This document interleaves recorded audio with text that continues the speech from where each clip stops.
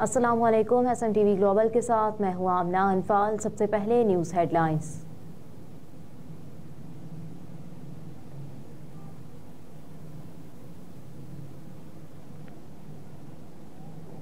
जुल्फ़िकार भुट्टो फांसी का केस में दायर सदारती रेफरेंस समाअत के लिए मुकर्रर। चीफ जस्टिस काजी फाइज ईसा की सरबराही में 9 रुकनी बेंच 20 फरवरी को समाअत करेगा। Justice Sardar Tariq Masood, justice Mansoor Ali Shah, justice Yahya Afridi, Aminuddin, justice Jamal Khan Mandokhel, justice Muhammad Ali Mazhar, justice Hasan Azhar Rizvi और justice Musarrat Hilali larger bench में शामिल।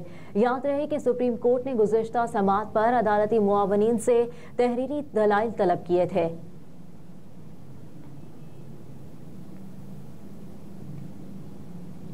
पेशावर में घर में सिलेंडर धमाका, छत गिरने से 3 अफराद जाँ बहक हो गए। तर्जुमान रेस्क्यू के मुताबिक पेशावर के इलाके एजाजाबाद गुलबहार नंबर 4 में घर के अंदर सिलेंडर धमाका हुआ। धमाके के नतीजे में घर के छत गिरने से 3 अफराद जाँ बहक हो गए, जबकि 4 जख्मी हैं। हुकाम के मुताबिक रेस्क्यू टीम ने मलबे से 3 अफराद की लाशें निकाली हैं। मलबे हटाने के लिए रेस्क्यू टीम का ऑपरेशन मुकम्मल हो गया।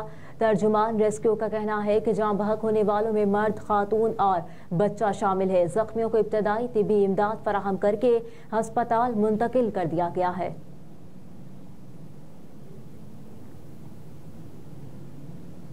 तहरीके अदम एतमाद का सबसे बड़ा फायदा फजलुर रहमान ने उठाया। पीपल्स पार्टी के मरकजी सेक्रेटरी इत्तलात फैसल करीम कुंडी ने कहा कि तहरीके अदम एतमाद का सबसे बड़ा फायदा जमीयत उलमा इस्लाम फे के सरबरा मौलाना फजलुर रहमान ने उठाया। इस्लामाबाद में प्रेस कॉन्फ्रेंस करते हुए फैसल करीम कुंडी ने कहा कि कल इस्लामाबाद में बहुत बड़ी तब्दीली देखने को मिली। जमीयत उलमा इस्लाम और पाकिस्तान तहरीके इंसाफ का मिलाप हुआ।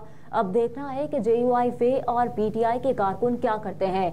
शर्जील इनाम मेमन ने कहा कि जरूरी नहीं कि मौलाना साहब ने जो बात की वो 100% दुरुस्त हो। चाहते हैं तमाम सियासी जमातें मुल्की मसाइल के हल के लिए साथ बैठे। रहनुमा पीपल्स पार्टी शर्जील मेमन ने बयान में कहा कि काफी हलकों पर पीपल्स पार्टी को खदशात थे। PP चाहती है इस्तेहकाम हो ताकि मुल्क को आगे लेकर जाया जाए। आईनी और कानूनी हक के इस्तेमाल से किसी को मना नहीं किया जाएगा। हमने ये भी कभी नहीं कहा कि MQM से हमारा लड़ाई झगड़ा या दुश्मनी है।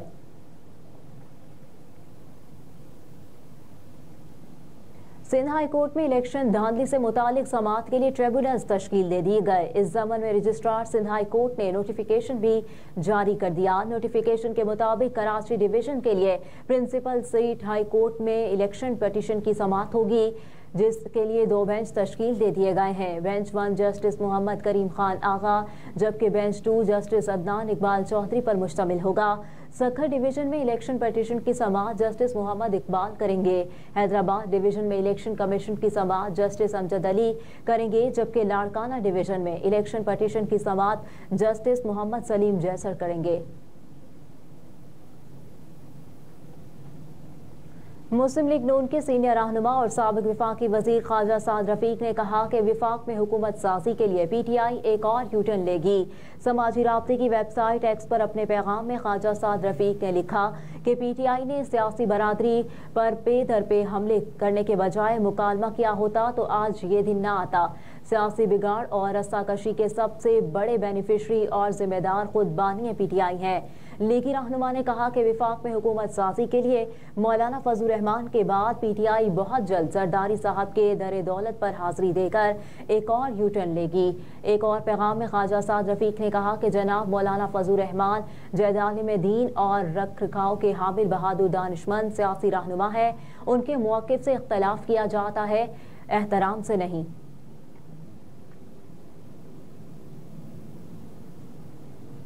Oil and gas regulatory authority ने गैस की कीमतों में 67% तक इजाफे का नोटिफिकेशन जारी कर दिया। ओगरा की जानिब से नोटिफिकेशन के मुताबिक गैस की कीमतों में इजाफे का इत्तलाक 1 फरवरी 2024 से होगा। घरेलू सार्फिन के लिए 12 स्लैब्स मुतारिफ करवा दिए गए। प्रोटेक्टेड सार्फिन के लिए गैस की कम अज कम कीमत 200 और ज्यादा से ज्यादा 350 रुपये फी MMBTU मुकर्रर की गई है। नॉन प्रोटेक्टेड सार्फिन के लिए गैस की कम अज कम कीमत 500 और ज्यादा से ज्यादा 4200 रुपये फी MMBTU मुकर्रर की गई। प्रोटेक्टेड घरेलू सार्फिन के लिए 400 रुपये और नॉन प्रोटेक्टेड सार्फिन से 1000 रुपये फिक्स चार्जेस वसूल किए जाएंगे।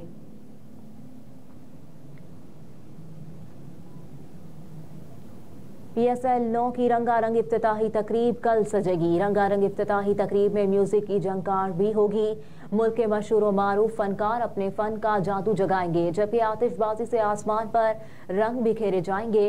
हफ्ते की शब लाहौर में टीमों में मुकाबलों से पहले कजाफी स्टेडियम में म्यूजिक की झंकार में मुल्क के मशहूर और मारूफ फनकार अपने फन का जादू जगाएंगे। तकरीब के अख्ताम पर आतिशबाजी का शानदार मुजाहरा भी किया जाएगा, जबकि लेजर शो के जरिए आसमान पर रोशनी बिखेरी जाएगी। इफ्तिताही तकरीब के बाद इवेंट के पहले मैच में दिफाई चैंपियन लाहौर कलंदर्स और इस्लामाबाद यूनाइटेड के दरमियान मुकाबला होगा।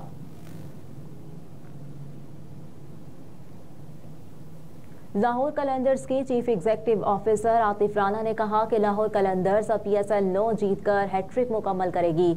लाहौर कलंदर्स के एक मुआहदे की तकरीब के मौके पर गुफ्तगू करते हुए CEO आतिफ राना ने कहा कि कलंदर्स ने भरपूर तैयारी की है। शाहीन आफरीदी की क़यादत में अच्छा कॉम्बिनेशन बना है। मजीद बताया कि लीग के लिए गैर मुल्की खिलाड़ी भी पहुंचना शुरू हो गए। उम्मीद है लाहौर कलंदर्स शाहीन आफरीदी की क़यादत में टाइटल जीतने की हैट्रिक करेगी। आतिफ राना ने कहा कि लाहौर कलंदर्स को अपने प्लेयर्स डेवलपमेंट प्रोग्राम के खिलाड़ियों से बड़ी उम्मीदें हैं। वो बहुत बासलाहियत खिलाड़ी है, पाकिस्तान क्रिकेट को नए स्टार देंगे।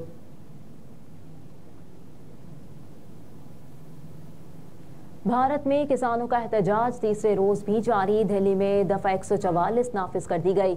रिपोर्ट्स के मुताबिक भारतीय पुलिस ने दिल्ली आने वाले तमाम रास्तों पर रुकावटें खड़ी कर दी, जबकि भारतीय किसानों ने आज से पंजाब भर में रेलवे सर्विस मुअत्तल करने का ऐलान किया है। मुजाहिरीन ने कहा कि अगर मुतालबात मंजूर न किए गए तो पूरे मुल्क में रेलवे सर्विस बंद कर दी जाएगी। इंडिया टुडे के मुताबिक भारतीय पुलिस की जानिब से आंसू गैस की शेलिंग पर किसानों ने जवाबी कार्रवाई का अनोखा अंदाज अपनाया। किसानों ने आंसू गैस के जहरीले असर को कम करने के लिए मुंह पर मुल्तानी मिट्टी लगाई और जोट के बैग को मास्क के तौर पर इस्तेमाल किया। दिल्ली चलो मार्च के दौरान किसानों ने मुनफरिद तरीका अपनाते हुए पतंगों की मदद से आंसू गैस के ड्रोन को गिराने की कोशिशें भी की।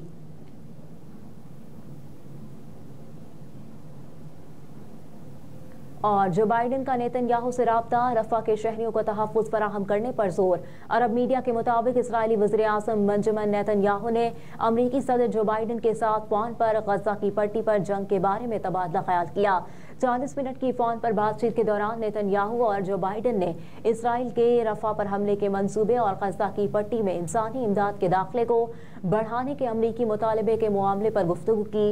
इसराइली अखबार की गुज़िश्ता रोज़ की रिपोर्ट के मुताबिक ये कॉल नेतन्याहू और CIA के डायरेक्टर विलियम बर्नस के दरमियान इसराइल में होने वाली बातचीत के बाद सामने आई। इसराइली अखबार ने नेतन्याहू के दफ्तर के एक एहलकार के हवाले से बताया कि कॉल के दौरान कैदियों के मामले, रफा की सूरत हाल और हमास के खिलाफ जंग के अगले मरहले पर तबादला ख्याल किया गया।